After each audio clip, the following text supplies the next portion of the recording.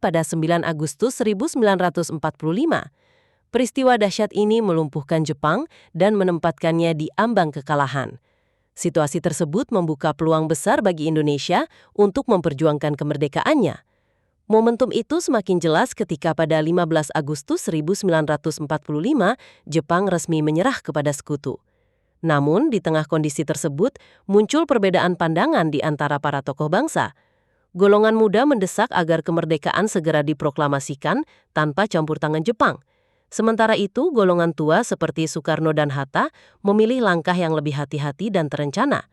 Perbedaan ini memuncak pada dini hari, 16 Agustus 1945, ketika para pemuda membawa Soekarno dan Hatta ke Rengas Dengklok. Tujuannya adalah menjauhkan mereka dari pengaruh Jepang, sekaligus mendesak percepatan proklamasi. Di tempat yang sederhana itulah, arah keputusan besar bangsa mulai terbentuk.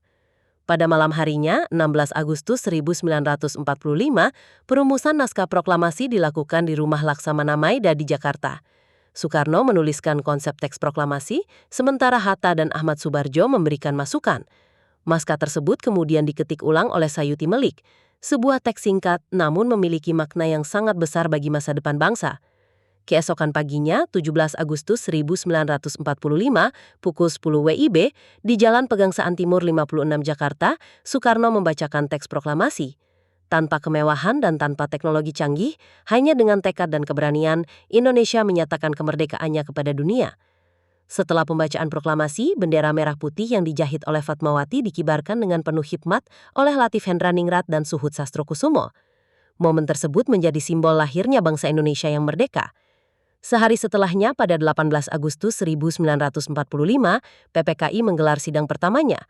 Dalam sidang ini, UUD 1945 disahkan, serta Soekarno dan Hatta dipilih sebagai Presiden dan Wakil Presiden Republik Indonesia secara aklamasi. Dengan demikian, Fondasi Negara Indonesia resmi terbentuk. Tidak berhenti di situ, pada 19 dan 22 Agustus 1945, PPKI kembali bersidang untuk menyusun struktur pemerintahan. Dibentuklah 8 provinsi, 12 departemen, Komite Nasional Indonesia Pusat, serta Badan Keamanan Rakyat.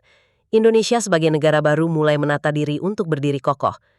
Namun, perjalanan bangsa tidak langsung berjalan mulus. Pada akhir Agustus 1945 dan seterusnya, meskipun kemerdekaan Indonesia mulai mendapat pengakuan dari beberapa negara seperti Mesir dan India, tantangan besar segera datang.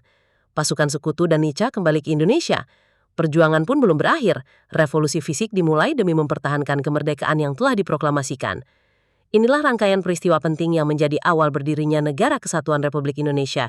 Sebuah perjalanan yang lahir dari keberanian, persatuan, dan tekad untuk